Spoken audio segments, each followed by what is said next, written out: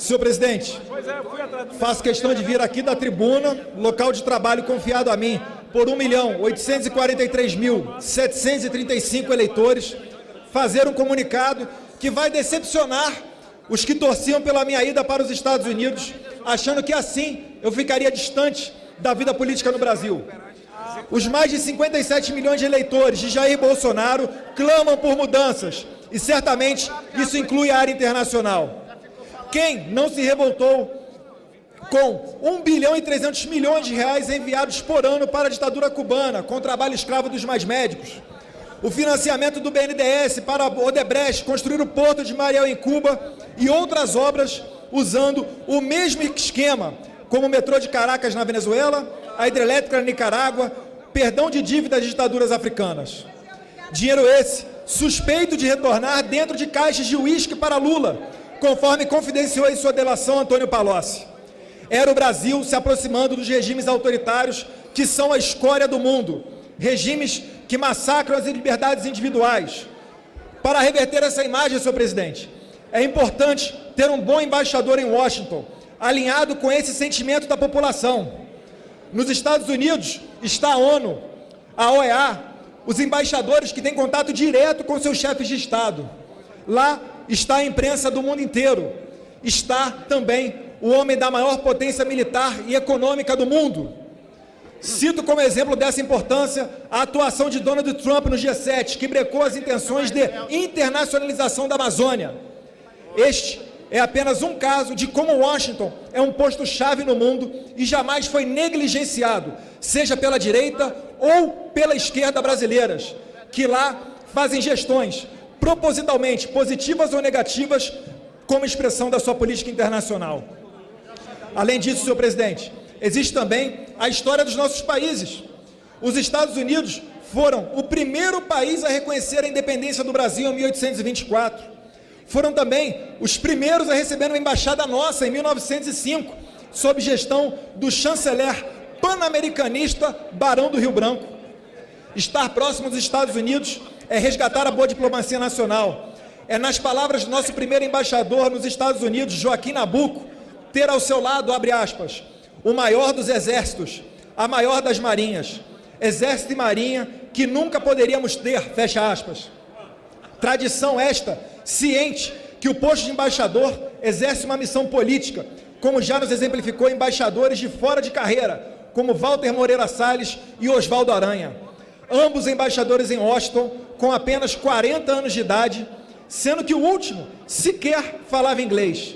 Porém, mais inegável ainda foram as suas destacadas contribuições para a política internacional brasileira, como a entrada do Brasil na Segunda Guerra Mundial ao lado dos aliados e não dos nazistas, a criação do Estado de Israel e o viés comercial liberal de um embaixador. E se formos falar de outros países além dos Estados Unidos, aí é que não faltarão exemplos. Na esquerda, temos o caso de Tilden Santiago, fundador da CUT do PT, que após não ser eleito pelo PT em Minas Gerais, foi indicado por Lula para ser embaixador do Brasil em Cuba.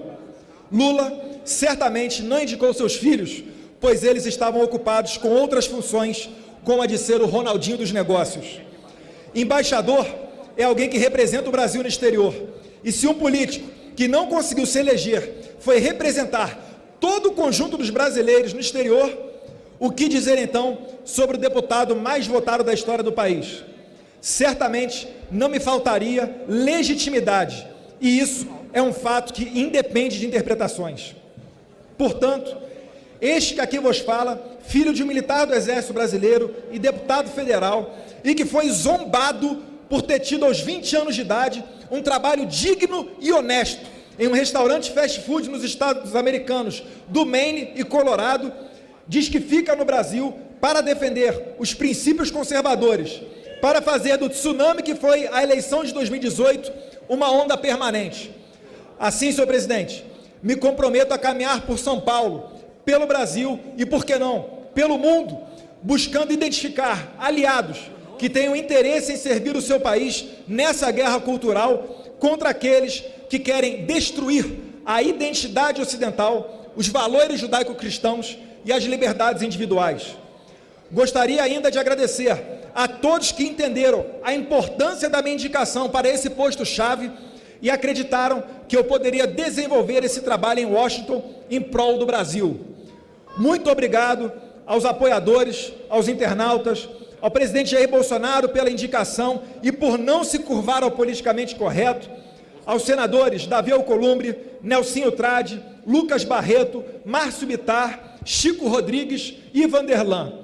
Também ao presidente americano Donald Trump e ao governo dos Estados Unidos por terem aceito o meu agrimã.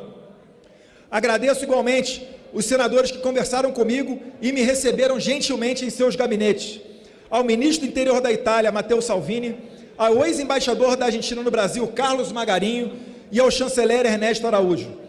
Todos vocês foram muito importantes neste momento que vivi e certamente contribuem para deixar aberta esta porta para quem sabe no futuro. Podem ter certeza que esta não foi uma decisão fácil, mas eu conto com o apoio dos amigos para botar adiante essa empreitada. E agora, aguardo para ver a análise dos especialistas que diziam que a minha indicação para os Estados Unidos estava no meio de uma espécie de acordão entre o presidente Jair Bolsonaro e a velha política. E aproveitando essa sessão, por que não para aqueles que estavam até agora há pouco dizendo que a minha ida para a Embaixada Norte-Americana dependia da aprovação do Acordo de Alcântara. Estavam mentindo, tentando enganar o povo brasileiro. Então, senhor presidente, fico no Brasil e, com certeza, para levantar adiante as bandeiras do conservadorismo e apoiar o presidente Jair Bolsonaro. Muito obrigado.